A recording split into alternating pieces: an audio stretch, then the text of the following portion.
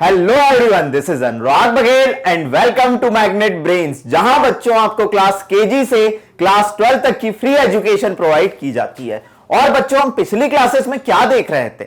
अगर हम इस फ्री एजुकेशन के सिलसिले को आगे बढ़ाएं तो पहले यह जान लें कि हम पिछली क्लासेस में क्या डिस्कस कर रहे थे। हम पिछली क्लासेस में डिस्कस कर रहे थे अपना चैप्टर 5, जिसका नाम था मेरे बच्चों स्टेट्स ऑफ मैटर। जिसका नाम क्या था? States of matter. मैटर की कितनी स्टेट होती हैं? मैंने आपको बताया था मैटर की 3 स्टेट होती हैं, सॉलिड, लिक्विड और गैस। किसी भी मैटर की स्टेट, मान लीजिए सॉलिड है, लिक्विड है या गैस है, कैसे डिफाइन करा आपने कि ये सॉलिड होगा, ये लिक्विड होगा, ये गैस होगा? तो मेरे बच्चों, किसी मैटर की स्टेट को डिफाइन करने के लिए 2 इंपॉर्टेंट फैक्टर थे। मैंने आपको बताए थे 2 फैक्टर होते हैं, एक बार रिवीजन करना जरूरी है। 2 फैक्टर होते हैं जो डिसाइड करते हैं किसी भी मैटर की स्टेट को, किसी भी मैटर की क्या स्टेट को। और वो 2 फैक्टर कौन कौन से होते हैं मेरे बच्चों? मैंने आपको बताया था intermolecular forces and thermal energy. जिनने ये वीडियो देख लिया थोड़ा आगे बढ़ा सकते हैं। And thermal energy. और जो इंटरमॉलिक्यूलर फोर्सेस होते हैं वो सॉलिड में सबसे ज्यादा होते हैं और गैसेस में सबसे कम होते हैं। और जो थर्मल एनर्जी होती है वो सॉलिड में सबसे कम होती है और गैसेस में सबसे ज्यादा होती है। थर्मल एनर्जी कुछ और नहीं होती, किसकी वजह से जनरेट होती है? मोशन ऑफ पार्टिकल की वजह से। और it solely depend upon the temperature, मतलब टेम्परेचर पे ये डिपेंड करती है, इसलिए इसे नाम दिया गया थर्मल एनर्जी। अब हमने कहा कि जो मैटर की 3 स्टेट है, सॉलिड, लिक्विड और गैस। आज की जो कहानी हमें शुरू करना है वो डिस्कस करना है मेरे बच्चों किसके बारे में? गैसियस स्टेट के बारे में और उससे जुड़े हुए लॉ के बारे में। और गैसियस स्टेट जिसमें थर्मल एनर्जी सबसे ज्यादा होती है, मोशन गैसेस का सबसे ज्यादा होता है और इंटरमॉलिक्यूलर फोर्सेस गैसेस में सबसे कम होता है। और इसके बारे में डिस्कस करेंगे। और आने वाली क्लास, इसी क्लास में हम डिस्कस करेंगे बॉयल्स लॉ के बारे में। किसके बारे में डिस्कस करेंगे? बॉयल्स लॉ के बारे में। तो निकालिए अपनी कॉपी, निकालिए अपना पेन, फुल जोश और जुनून के साथ शुरू हो जाइए गैसियस स्टेट और उससे जुड़े हुए लॉ को पढ़ने में।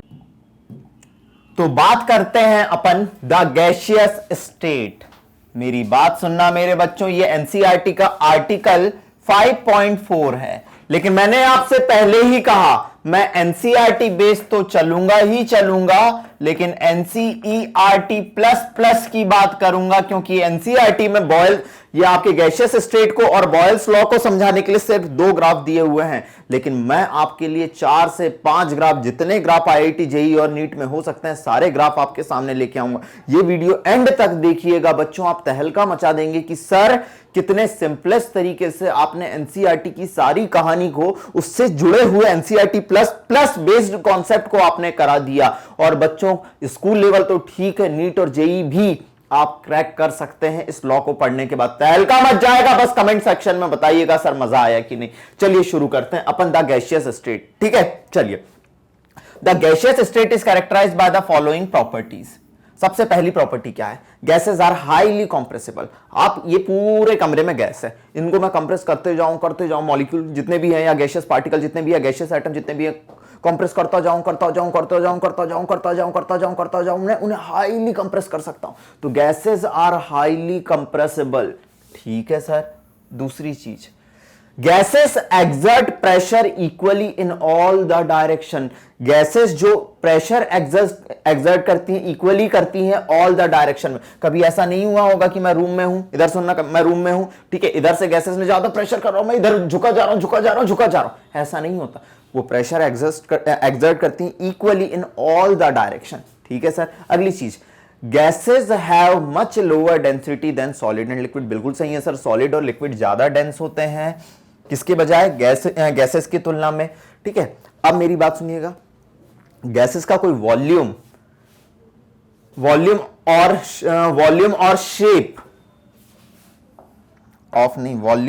शेप कोई फिक्स नहीं होता है मेरे बच्चों गैसेस का। जैसा देश वैसा भेष। जिस कंटेनर में आप इनको डालोगे वैसा वॉल्यूम ये गेन कर लेंगे। ठीक है। इनका कोई शेप फिक्स नहीं होता, तो वॉल्यूम और shape not fixed, acquire shape of the container. जिस कंटेनर में आपने इनको डाला उसी का वॉल्यूम, उसी का शेप इनने गेन कर लिया। गैसेस मिक्स होती हैं evenly and completely in all proportion.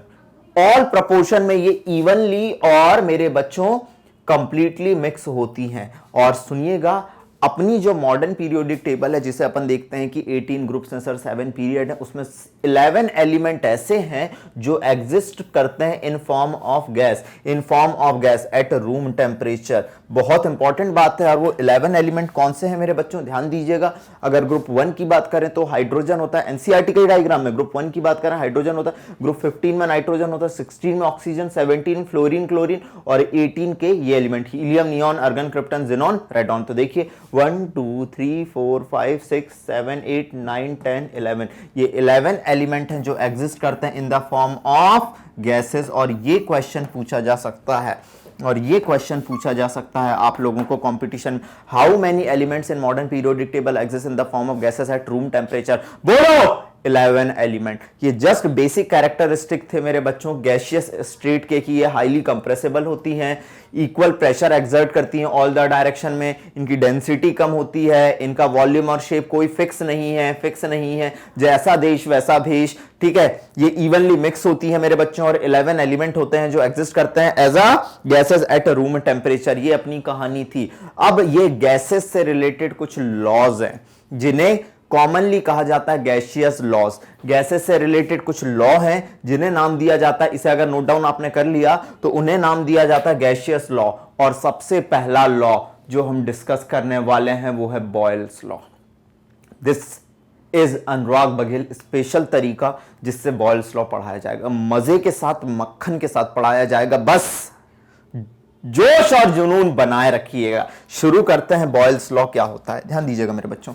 Boyle's law, सबसे पहली बात, कोई भी आप गैस को देखेंगे, पहले तो मैं आपको समझा दूं, किसी भी आप गैस को देखते हैं, if you see any gas, Boyle's law को शुरू करने से पहले मैं आपको बता दूं, किसी भी गैस को देखते हैं तो इसमें मेरे बच्चों 4 वेरिएबल होते हैं गैस के। प्रेशर, कितने वेरिएबल होते हैं, 4 वेरिएबल होते हैं। प्रेशर, वॉल्यूम, टेम्परेचर और नंबर ऑफ मोल्स। अब इन 4 वेरिएबल में से किसी दो को कांस्टेंट रखे, किसी दो को कांस्टेंट रखे, किसी 2 वेरिएबल के बीच का रिलेशन देखा जाए, किसी 2 वेरिएबल के बीच का रिलेशन देखा जाए, किसी 2 वेरिएबल के बीच का रिलेशन देखा जाए, तो हमें अलग अलग टाइप के गैस लॉ मिलेंगे, अलग अलग टाइप के गैस लॉ मिलेंगे। उनमें से कौन कौन है गैस लॉ हमको डिस्कस करना है, उसमें से हमको डिस्कस करना है बॉयल्स लॉ, बॉयल्स लॉ, हमें डिस्कस करना है चार्ल्स लॉ मेरे बच्चों, चार्ल्स लॉ, हमें डिस्कस करना है गैलुसैक लॉ, गैलुसैक लॉ,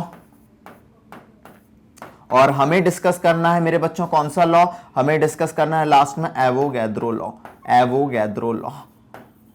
हर एक लॉ को मैं आने वाली क्लासेस में सेपरेट वीडियो के फॉर्म में समझाऊंगा, क्योंकि मैं सिंगल सिंगल वीडियो इनके लिए लेके आऊंगा और उसी में सारे कॉन्सेप्ट, सारे ग्राफ, क्योंकि बच्चों जेई वाले तो कर लेते हैं वो भी दिक्कत करते हैं, और जो नीट का बच्चा होगा जिसको मैथ से डर लगता है, आज के बाद डर खत्म हो जाएगा, ये अनुराग बघेल सर का वादा है, डर खत्म हो जाएगा ग्राफ के फॉर्म में। तो आज की कहानी जो कि आपके लिए एक बॉयल्स लॉ लेके आने वाली है, वो किस किस के बीच की कहानी है, वो प्रेशर और वॉल्यूम के बीच की कहानी है, जिसमें टेम्परेचर और नंबर ऑफ मोल्स, तो चलिए वो बहुत अलग कहानी है। टेम्परेचर को आपने क्या रखा हुआ है, कांस्टेंट रखा हुआ है, और नंबर ऑफ मोल्स को भी आपने कांस्टेंट रखा हुआ है।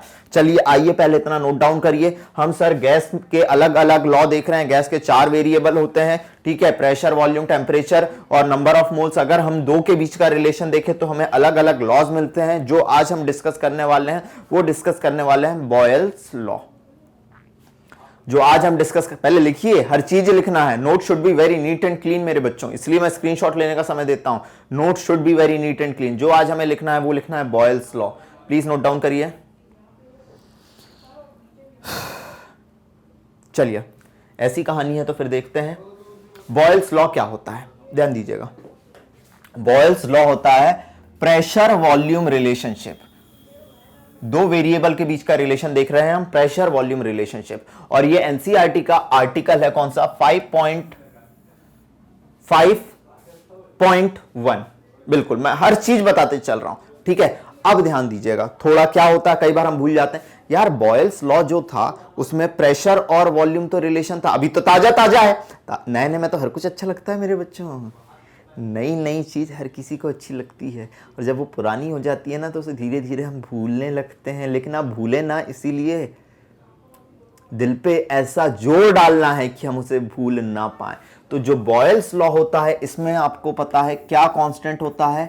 टेम्परेचर कांस्टेंट है, और नंबर ऑफ मोल्स तो है ही है, टेम्परेचर कांस्टेंट है, टेम्परेचर कांस्टेंट है। अगर सर टेम्परेचर कांस्टेंट है तो इसे एक थंब रूल बना लीजिए, बीटी करके, बीटी करके। अगर आपने बीटी कॉटन का भी पढ़ा होगा, मेरे बायो वाले बच्चे होते हैं, बायो वाले जो बच्चे होंगे उनको पता होगा, बीटी मतलब होता है बैसिलस थुरिनजेनेसिस, जेनेटिकली मॉडिफाइड जो कॉटन आते हैं, ठीक है, बैसिलस थुरिनजेनेसिस, ऐसा बीटी कॉटन आता है, ठीक है, बीटी, बस इतना याद कर लो, बीटी, बीटी, बी मतलब बॉयल्स लॉ और टी मतलब इसमें टेम्परेचर कांस्टेंट होगा। मतलब किसके बीच का रिलेशन है? प्रेशर और वॉल्यूम के बीच का रिलेशन है। मतलब सर अब सुनना क्या रिलेशन है। अगर आपने टेम्परेचर कांस्टेंट ले लिया, सुनना इसका स्टेटमेंट, बहुत इंपॉर्टेंट बात आप करने जा रहे हैं। बस देख लिया हमने कि भैया हाँ चलो ठीक है, प्रेशर वॉल्यूम रिलेशनशिप है। अब स्टेटमेंट सुनना, एट कांस्टेंट टेम्परेचर, आपने रूम का टेम्परेचर कांस्टेंट लिया, the pressure of a fixed amount, देखिए एन भी फिक्स है, the pressure of a fixed amount of gas varies inversely, varies inversely, कैसे इनवर्सली वेरी करता है? किसके साथ? वॉल्यूम के साथ। किसके साथ इनवर्सली वेरी करता है मेरे बच्चों? वॉल्यूम के साथ। मतलब सर आप अगर इसे ऐसे समझें कि ये आपका कंटेनर है, ये आपका कंटेनर है, ठीक है, ये कंटेनर है। अब आपने इधर सुनिएगा, सबसे पहले क्या करा? आपने प्रेशर बढ़ाया। पहले इस डायग्राम को देखिए, अगर आपने प्रेशर बढ़ाया, देखिएगा प्रेशर और वॉल्यूम इनवर्सली रिलेटेड है, आप देख पा रहे होंगे मैथमेटिकली प्रेशर और वॉल्यूम इनवर्सली रिलेटेड है, ठीक है, कांस्टेंट टेम्परेचर पे। मतलब सर देखिए ये कोई कंटेनर था, आपने पिस्टन से प्रेशर बढ़ाते गए बढ़ाते गए बढ़ाते गए, तो देखिए वॉल्यूम क्या होता जा रहा है? वॉल्यूम पहले इतना था, अब वॉल्यूम क्या होता जा रहा है? कम होता जा रहा है। मतलब सर जैसे ही प्रेशर बढ़ता है वॉल्यूम घटता है, वॉल्यूम घटता है। चलिए ठीक है। और दूसरी चीज सर, अगर आप देखिए आप प्रेशर कम करते गए प्रेशर आप कम कर रहे हैं, पिस्टन को ऊपर ले जा रहे हैं, प्रेशर कम हो रहा है। अगर आप प्रेशर कम करते गए मेरे बच्चों, तो ये देखिए वॉल्यूम आपको कैसा दिख रहा है? बढ़ा हुआ दिख रहा है। मतलब प्रेशर और वॉल्यूम उन्होंने रिलेशन देखा। ये एनसीईआरटी में नहीं दिया डायग्राम, है ना, अब एनसीईआरटी प्लस प्लस बोला ना मैंने कि प्रेशर और वॉल्यूम, अगर प्रेशर बढ़ाओगे, पिस्टन से प्रेशर बढ़ाओगे तो वॉल्यूम कम होगा, प्रेशर कम करोगे तो वॉल्यूम बढ़ जाएगा। ये रिलेशन था। अब ध्यान देते चलना, ठीक है सर। डायरेक्टली प्रोपोर्शनल का हमने साइन हटाया, कोई ना कोई कांस्टेंट आया, हमारे पास कांस्टेंट आ गया K1 into 1 upon K1 into 1 upon V, ठीक है। अब ये जो K1 है ये कुछ और नहीं है, प्रोपोर्शनलिटी कांस्टेंट है। हम पहला लॉ देख रहे हैं, बॉयल्स लॉ, इसीलिए K1 पहला लॉ है तो K1 लगा दिया मैंने, ठीक है। जो K1 होता है किस पे डिपेंड करता है? एनसीईआरटी कहती है कि आपने कितने अमाउंट ऑफ गैस लिया हुआ है, कितना टेम्परेचर है, और प्रेशर और वॉल्यूम आप किस यूनिट में रिप्रेजेंट कर रहे हैं उस पे क्या डिपेंड करता है? अपना K डिपेंड करता है, ठीक है। मतलब सर मैं ये लिख सकता हूं, अगर 1/V को मैं इधर ले गया तो मेरे पास रिलेशन आ गया PV is equal to K1 या PV is equal to constant. बिल्कुल लिख सकते हैं sir, PV is equal to constant. ये हमारे पास रिलेशन आ गए हैं बॉयल्स लॉ के। पहले नोट डाउन करिए इसे, पहले इसे नोट डाउन करिए, फिर कहानी को आगे बढ़ाता हूं। पहले इसे नोट डाउन करो, फिर कहानी को एकदम सिंपलेस्ट तरीके से बना देना। अगर इसे बनाना है मेरे बच्चों तो इसे सिंपलेस्ट तरीके से बना देना। चलिए आगे बढ़ाते हैं कहानी को। नोट डाउन कर लिया होगा, लिख लिया? 1 2 3 बज गई बीन। चलो शुरू करते हैं कहानी को। अब बेटा कुछ मैं ग्राफ, इससे समझाने से पहले कुछ ग्राफ दिखाता हूं इससे रिलेटेड, कुछ ग्राफ दिखाता हूं इससे रिलेटेड, समझिएगा। आपको बॉयल्स लॉ ने क्या कहा? ग्राफ्स। अब ग्राफ की बारी है, अब ग्राफ की बारी है। चलो पहले, उससे पहले ग्राफ से पहले यही समझ लेते हैं अपन, ये समझ लेते हैं। मान लीजिए कांस्टेंट टेम्परेचर है, वॉल्यूम V1 है। वॉल्यूम कितना है मेरे बच्चों कंटेनर का? V1 है। प्रेशर P1 है। अब फिक्स अमाउंट की गैस थी, अब आपने जो वॉल्यूम है बदल के पिस्टन के थ्रू वॉल्यूम बदल के V2 कर दिया और प्रेशर बदल के P2 कर दिया। तो आपको तो पता था PV कांस्टेंट होता है, तो P1 V1 is equal to P2 V2, ये आया आपके पास कांस्टेंट। या आप इसे ऐसा भी लिख सकते हैं P1 by P2 is equal to V1 by V2। इस पे बेस्ड कई बार क्वेश्चन आते हैं, अभी देखेंगे अपन। इस पे बेस्ड कई बार क्वेश्चन आते हैं, अभी अपन देखेंगे। कि भैया अगर आपका पीवी कांस्टेंट है, तो अगर आपका प्रेशर पहले P1 था बाद में P2 हो गया, पहले वॉल्यूम V1 था बाद में वॉल्यूम V2 हो गया, तो रिलेशन आया आपका P1 V1 is equal to P2 V2, जो कि कांस्टेंट, तो P1 by P2 is equal to P1 by P2 is equal to V2 by V1 होगा यहाँ पे बच्चों, V2 बाय V1। पहले नोट डाउन करो इसे, पहले इसे नोट डाउन करो, फिर कहानी को आगे बढ़ाते हैं।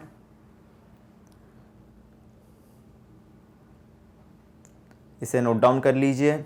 चलिए अब अगर देख लिया तो ये एनसीईआरटी में दो ग्राफ दिए हुए हैं, ये एनसीईआरटी में दो ग्राफ दिए हुए हैं। इन दो ग्राफ को समझने के लिए मैं अब इस कहानी को डिटेल में ले चल रहा हूं, समझिएगा, इस कहानी को डिटेल में ले चल रहा हूं। ग्राफ समझते हैं अपन, एक एक ग्राफ देखते हैं, कहानी समझ आती जाएगी। बेटा अपने पास क्या है, P is inversely proportional to V, या sir P is equal to K1 upon V, या sir PV is equal to K1, या सर मैं ये कह सकता हूं PV is equal to constant, PV is equal to constant. ठीक है, ये अपने पास अलग अलग रिलेशन आए। अब एग्जामिनर आपसे प्रेशर वॉल्यूम के बीच का ग्राफ पूछेगा। सपोज मान लीजिए इधर प्रेशर है और सर इधर मान लीजिए वॉल्यूम है 1/V। पहला मैं बता रहा हूं 1/V के बीच का, तो रिलेशन क्या है आपको पता है, P is equal to 1/V या P is equal to K1 into 1/V। अब आप देख पा रहे होंगे कि अगर इसको y एक्सिस पे मैं रख रहा हूं, y एक्सिस पे रख रहा हूं और इसको मैं x एक्सिस पे रख रहा हूं, तो मेरे पास जो ग्राफ का के लिए इक्वेशन आ रही है y is equal to mx, और ये सिंपलेस्ट इक्वेशन होती है। ये मेरी कैसी होती है, सिंपलेस्ट इक्वेशन होती है, जो ये बताती है कि भैया इस केस में जो ग्राफ है वो कहां से जाएगा, ओरिजिन से जाएगा, ओरिजिन से जाएगा। और ओरिजिन मतलब m किसको रिप्रेजेंट कर रहा है, m स्लोप को रिप्रेजेंट कर रहा है, m किसको रिप्रेजेंट कर रहा है, m स्लोप को रिप्रेजेंट कर रहा है। और स्लोप क्या है मेरे बच्चों, स्लोप किसके बराबर है, K1 के बराबर है। स्लोप किसके बराबर है, K1 के बराबर। अब ध्यान देना, वो एग्जामिनर है, स्लोप किसके बराबर देख लिया आपने, स्लोप K1 के बराबर। देखिए P और 1/V के बीच का ग्राफ था, y और इसको x एक्सिस पे, तो m स्लोप होता है, स्लोप किसके बराबर दिखा आपको बच्चों, K1 के बराबर दिखा। अब बच्चों अगर मैं ये आपसे कहूं, मैं जस्ट आइडियल गैस इक्वेशन को यहां पे इनकॉर्पोरेट करूं, आइडियल गैस इक्वेशन को मैं यहां पे लाऊं, तो मेरी आइडियल गैस इक्वेशन क्या होती है, PV is equal to nRT होती है सर, बिल्कुल सर होती है। ठीक है, और सर इसे मान लीजिए पहली इक्वेशन लिया मैंने, दूसरा मैं यहां पे बोलूं कि मेरे पास ये रिलेशन है PV is equal to K1, चलो सर बिल्कुल PV is equal to K1, इसे इक्वेशन 2 नाम दिया।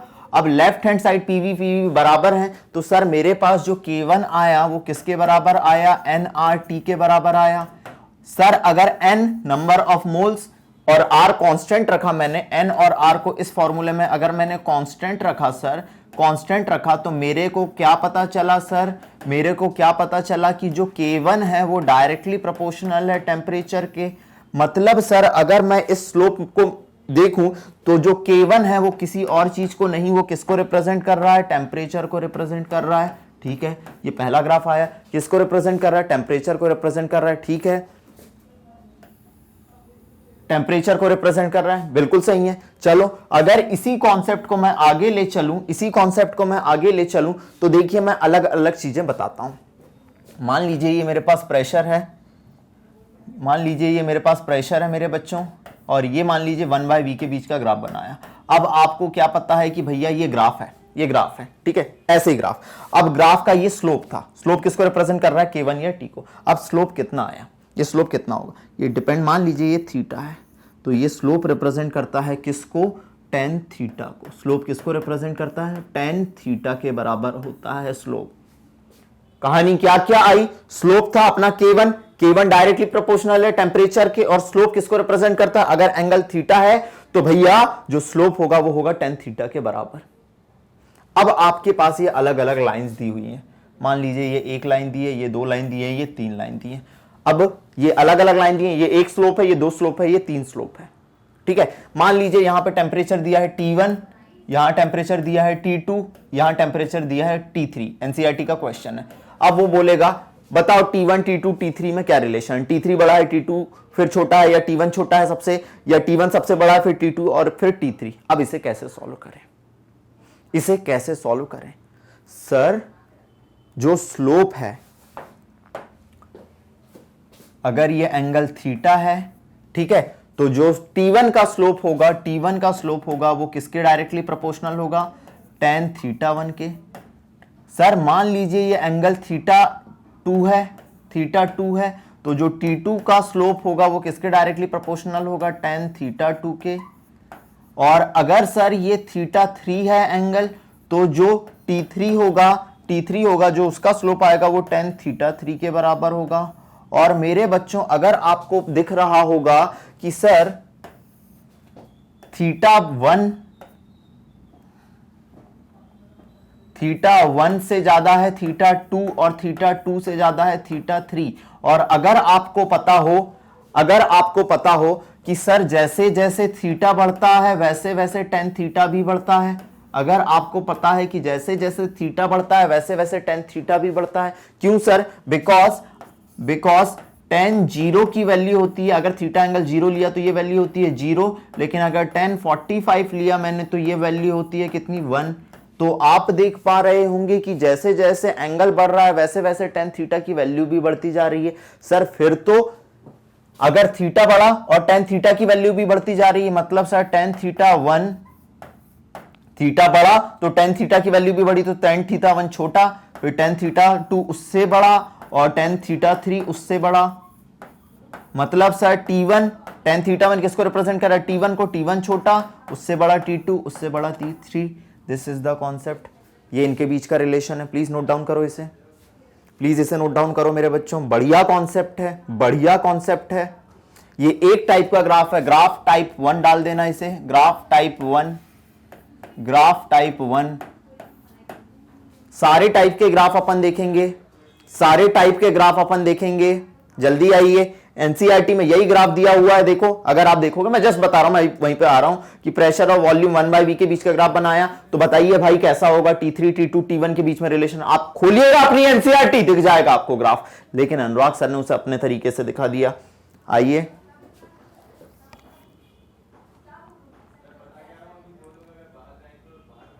चलो दूसरे ग्राफ पे मूव करते हैं, दूसरे ग्राफ पे मूव करते हैं। अगर आप देखेंगे कि सर यहां पे प्रेशर और 1/v नहीं, वॉल्यूम के बीच का ग्राफ, प्रेशर और वॉल्यूम के बीच का ग्राफ, ऐसा कुछ आ रहा है। चलो शुरू करते हैं। ग्राफ टाइप 2, ग्राफ के बारे में डिस्कस कर रहे हैं हम। अब हम देखने जा रहे हैं टाइप 2 ग्राफ।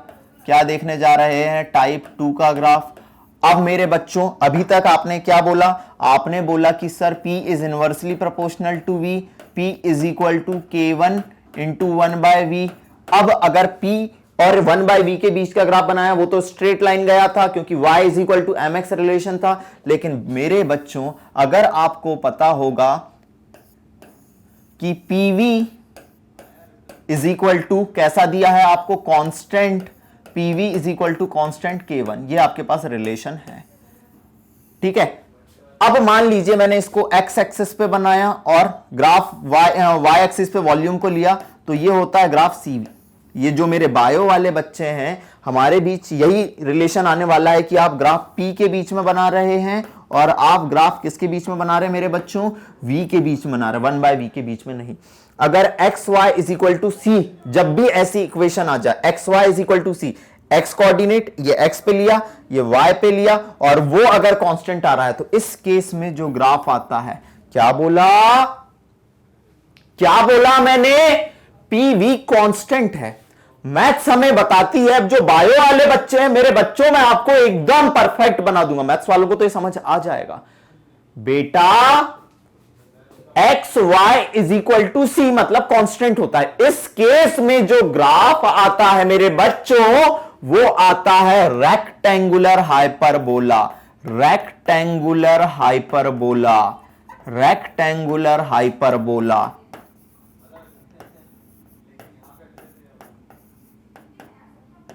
ठीक है, ये ग्राफ आएगा, ये ग्राफ आया और ये ग्राफ आया, और ये ग्राफ के जो कर्व किसको डिफाइन करते हैं, टेम्परेचर को डिफाइन करते हैं। किसको, टेम्परेचर को। अब बोल देगा कि ये टेम्परेचर, ये टेम्परेचर, ये टेम्परेचर, इनमें से कौन ज्यादा है कौन कम है।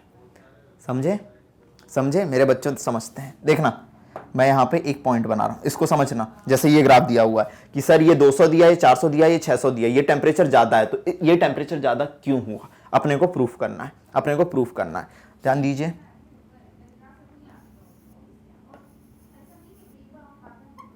मैंने वॉल्यूम को कांस्टेंट रख दिया। किसको कांस्टेंट रखा मेरे बच्चों? बस मैंने वॉल्यूम को कांस्टेंट रख दिया। आप देख पा रहे हैं, मैंने वॉल्यूम को कांस्टेंट रख दिया। ये मैंने इस पे, मतलब ये जो मेरी एक्स एक्सिस थी, ठीक है, ओहो प्रेशर, और ये इधर था मेरा वॉल्यूम, इसको कांस्टेंट रख दिया, वॉल्यूम को कांस्टेंट रख दिया। अब इधर आप देख रहे होंगे, अगर आप इधर देख पा रहे होंगे कि सर यहां पे प्रेशर है P1, यहां प्रेशर है P1, यहां आप देख पा रहे होंगे सर कि यहां प्रेशर है कितना, P2, और अगर आप यहां देख पा रहे होंगे कि यहां प्रेशर है सर कितना, P3।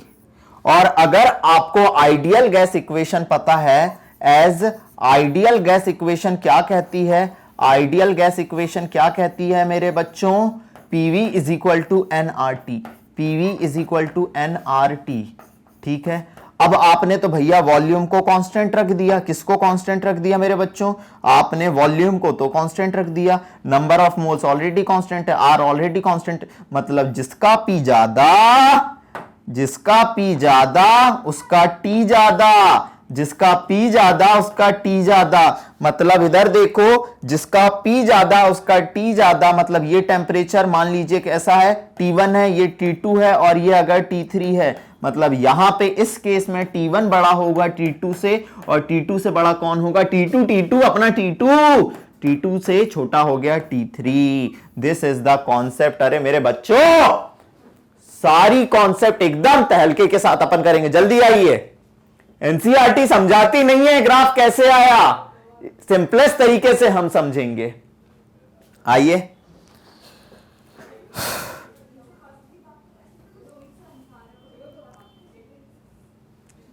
हो गया?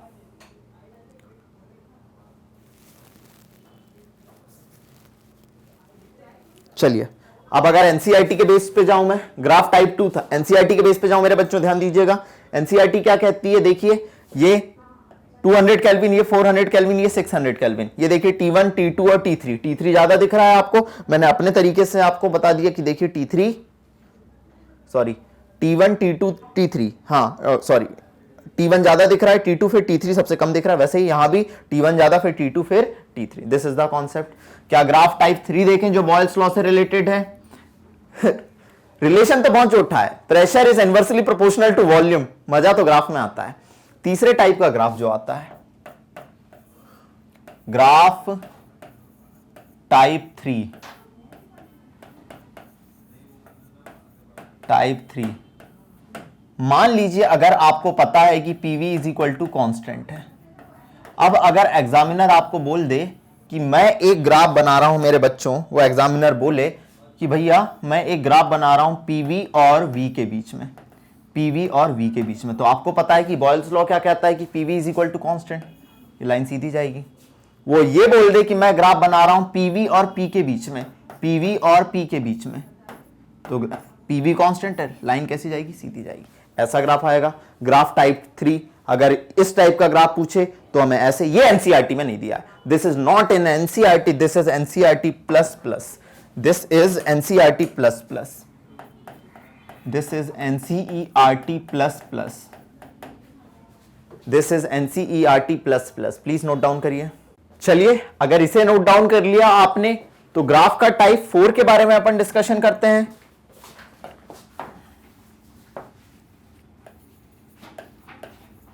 ग्राफ टाइप 4 के बारे में डिस्कशन करते हैं बच्चों, अपन सारे वेरिएशन कंप्लीट करेंगे, सारे वेरिएशन एकदम तहलके के साथ, ठीक है। Graph 4, P is inversely proportional to V, ओहो अच्छे से बनो, P is inversely proportional to V, या P is equal to K1 into 1/V। अब मैं दोनों साइड लॉग ले रहा हूं, log on both the side, log on both the side. अगर मैंने दोनों साइड लॉग ले लिया मेरे बच्चों, तो मेरे पास इधर क्या हुआ, log P is equal to log, ये K1/V है तो log K1 minus log V। चलिए ठीक है सर, कोई दिक्कत नहीं, log K1 minus log V। चलिए, अगर मैं इसे ऐसे लिख दूं कि log P is equal to, इसे अगर मैं ऐसे लिखूं minus log V plus log K1, तो मेरे पास एक इक्वेशन जो आई, ये आई की अगर मैंने इसे y एक्सिस पे रिप्रेजेंट करा, इसको मैंने x एक्सिस पे रिप्रेजेंट करा, स्लोप मेरा m है, तो y is equal to m x plus c, ये मेरी इक्वेशन आई।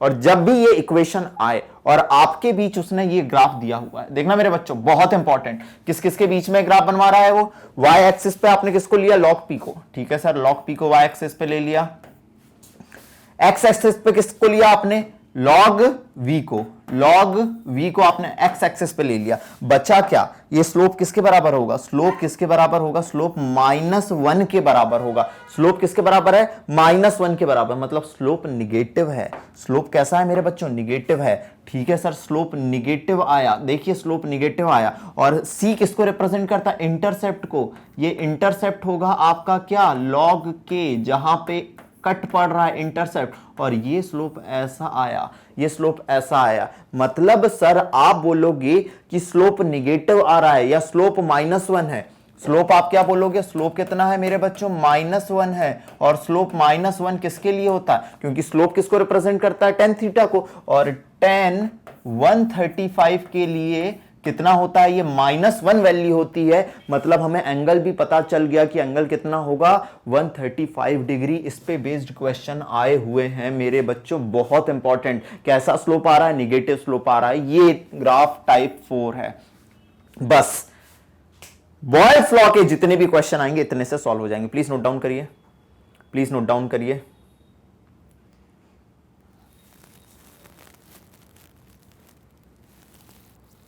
कर लिया, चलिए फिर कहानी को आगे बढ़ाते हैं। 1 2 3 कर लिया, चलिए।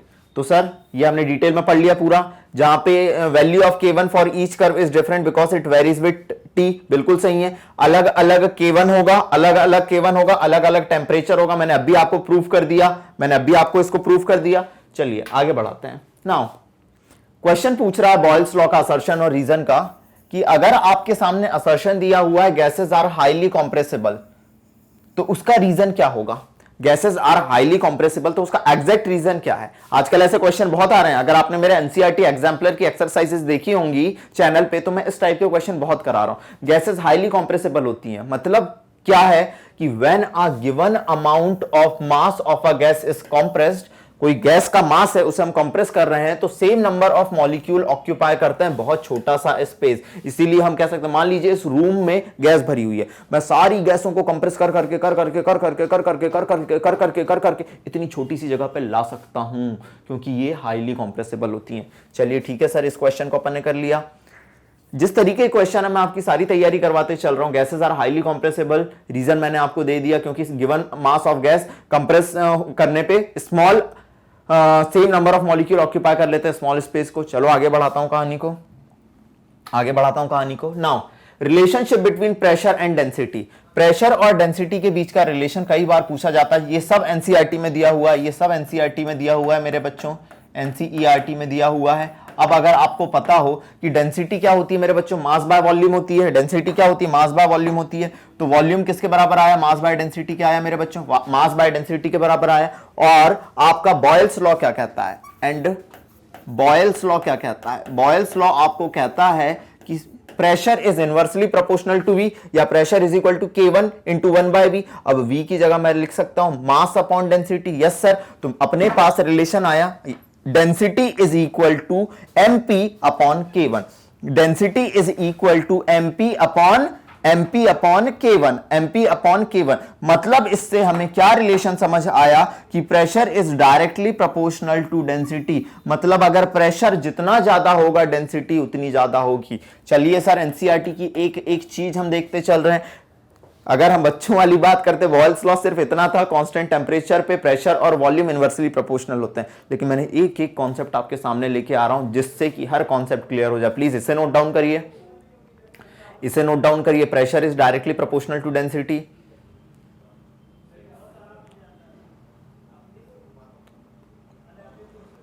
चलो आगे बढ़ाते हैं कहानी को, आगे बढ़ाते हैं मेरे बच्चों कहानी को, ध्यान दीजिएगा। अब है एनसीईआरटी का क्वेश्चन, क्वेश्चन नंबर 5.1, ये है एनसीईआरटी का। A balloon is filled with hydrogen at room temperature, ठीक है, it will burst if pressure exceeds 0.2 bar. अगर आपने प्रेशर कितना कर दिया, 0.2 बार कर दिया, तो ये बस्ट हो जाएगा। It at 1 bar pressure the gas occupy, P1 कितना दिया हुआ है 1 बार, और वॉल्यूम कितना दिया हुआ है V1 2.27 litre, 2.27 litre. Up to what volume can the balloon be expanded, volume आपको निकालना है, वॉल्यूम सेकंड आपको निकालना है, और प्रेशर सेकंड उसने कितना दिया, ये बस्ट हो जाएगा अगर आपने 0.2 बार से एक्सीड कर दिया। ये आपके पास क्वेश्चन है। अब मैंने आपको बताया था P1 PV कांस्टेंट होता है, मतलब मैंने अभी आपको फॉर्मूला बताया था P1 V1 is equal to P2 V2, NCERT का क्वेश्चन है। P1 कितना दिया है 1 बार, P2 कितना दिया है 2.27 लीटर, ठीक है। V2 आपको कैलकुलेट करना है, P2 कितना दिया है 0.2। इसे जब आपने कैलकुलेट करा तो आपका आ गया वॉल्यूम 11.35 लीटर। कितना आ गया 11.35 लीटर। अब आप कैसे पहचाने कि सर ये बॉयल्स लॉ का क्वेश्चन है, दिया हुआ है अब balloon is filled with hydrogen gas at room temperature, मतलब उसने टेम्परेचर को कांस्टेंट रखा हुआ है। बॉयल्स लॉ जब भी आएगा बीटी टेम्परेचर कांस्टेंट, ठीक है, मतलब balloon burst at 0.2 bar pressure, so volume should be, तो वॉल्यूम कितना होना चाहिए 11.35 लीटर से कम होना चाहिए। इससे ज्यादा करा आपने तो बलून बस्ट कर जाएगा, ठीक है। लेस देन होना चाहिए 11.35 लीटर से। चलिए आइए जल्दी, balloon burst at 0.2 bar pressure, so volume should be less than 11.35 litre. Question में यही पूछा गया, up to what volume can the balloon be expanded, इस वॉल्यूम तक आप बलून को एक्सपांड कर सकते हो, इस वॉल्यूम के बाद बलून बस्ट कर जाएगा। चलो आगे बढ़े मेरे बच्चों, नोट डाउन कर लिया, ध्यान दीजिएगा। अगले क्वेश्चन की बात करते हैं। अब ध्यान दीजिएगा, which of the following statement is wrong about the gases, gases से रिलेटेड कौन सी स्टेटमेंट रॉन्ग है, ठीक है। क्वेश्चन आए हुए हैं, पुराने क्वेश्चन मैंने पहले ही बताया है कि मैं आपको कंपटीशन और स्कूल दोनों एजुकेशन के हिसाब से प्रॉपर्ली पढ़ाऊंगा। गैसेस आर हाईली कंप्रेसिबल, बिल्कुल सही स्टेटमेंट है। Gases exact pressure equally in all the direction, आज ही अपन ने पढ़ा, ठीक है। Gases mix evenly and completely in all proportion without any mechanical aid, ये भी बिल्कुल सही है।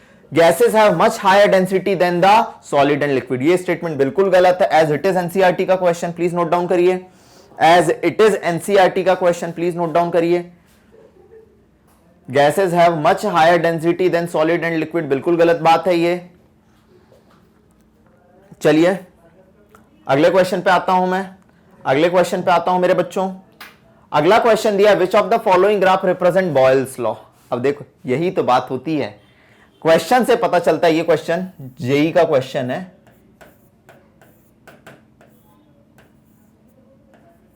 ठीक है। कौन सा बॉयल्स लॉ को रिप्रेजेंट कर रहा है, वी और पी के बीच का ग्राफ रेक्टेंगुलर हाइपरबोला होता है, क्योंकि आपको पता है पीवी क्या होता है मेरे बच्चों, कांस्टेंट होता है। और अगर आपको पता है कि अगर x y is equal to c वाली अपन मैथमेटिकल इक्वेशन लगा रहे हैं, तो इस केस में आपको रेक्टेंगुलर हाइपरबोला मिलेगा। चलिए बिल्कुल सही है। पी वी और पी के बीच का ग्राफ, पीवी कांस्टेंट होता है तो पीवी और पी के बीच का ग्राफ स्ट्रेट लाइन आएगा, ये भी सही है। V और 1/p के बीच का ग्राफ, अब आपको हमने बताया था P is inversely proportional to V, ठीक है, या मैं बोल दूं P is equal to K1 into 1/V, या V is equal to K1 into 1/P। तो V और 1/P के बीच का ग्राफ कैसा आएगा, स्ट्रेट लाइन, क्योंकि कौन सी इक्वेशन फॉलो हो रही है, y is equal to mx, और स्लोप किसको रिप्रेजेंट करेगा, K1 को। ये भी बिल्कुल सही है, लेकिन V और 1/P के बीच का ग्राफ ऐसा नहीं हो सकता, ये तो स्टेटमेंट गलत है। ये तो लॉग वाले केस में अपन ने देखा था मेरे बच्चों। तो आंसर क्या होना चाहिए, फर्स्ट, सेकंड एंड थर्ड सही है, फोर्थ गलत है, आंसर शुड बी बी। अब देखो आपको इंपॉर्टेंट समझ आ रही होगी इस क्लास के एंड में कि सर ने जो ग्राफ बताए भैया कितने आसान तरीके से बताए हैं। जल्दी आइए, इसी के साथ मेरे बच्चों अपन ने बॉयल्स लॉ को यहां पे कंप्लीट किया, इसी के साथ हमने बॉयल्स लॉ को यहां पे आज कंप्लीट किया। अगर आपको इसका स्क्रीनशॉट लेना है तो जल्दी से ले लीजिए, मैं साइड होता हूं, ले लिया। चलिए, तो यहीं पे अपना बॉयल्स लॉ खत्म होता है। अगली नहीं, एक और क्वेश्चन दिया हुआ है, select the correct temperature in following isotherm, select the correct temperature in following isotherm. अब देखिए ये एनसीईआरटी बेस्ड क्वेश्चन है, कभी भी ऐसा पूछे तो मैंने आपको क्या कहा था, एक को कॉमन रख दो। अपन ने वॉल्यूम को कॉमन करा था, ये और ये वॉल्यूम आपने कॉमन कर दिया। अब आप देख रहे होंगे यहां प्रेशर कितना है मेरे बच्चों, P1, यहां प्रेशर कितना है मेरे बच्चों, P2, और यहां प्रेशर कितना है मेरे बच्चों, P3। अगर आपको पता हो पीवी इज इक्वल टू क्या होता है, एनआरटी होता है, एनआरटी होता है। मतलब अगर आपको पता हो प्रेशर, अगर आपने वॉल्यूम को कांस्टेंट कर दिया, एन ऑलरेडी कांस्टेंट है, आर ऑलरेडी कांस्टेंट, तो P is directly proportional to T.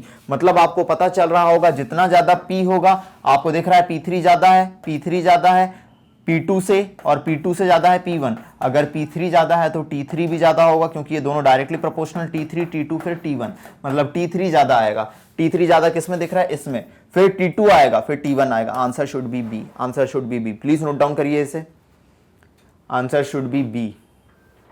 As it is NCERT का क्वेश्चन है, पूछे जाएंगे क्वेश्चन। चलिए आगे बढ़ाता हूं कहानी को। इसी के साथ हमने बॉयल्स लॉ को बहुत अच्छे से, बहुत एनर्जी और जोश के साथ यहां पे खत्म करा।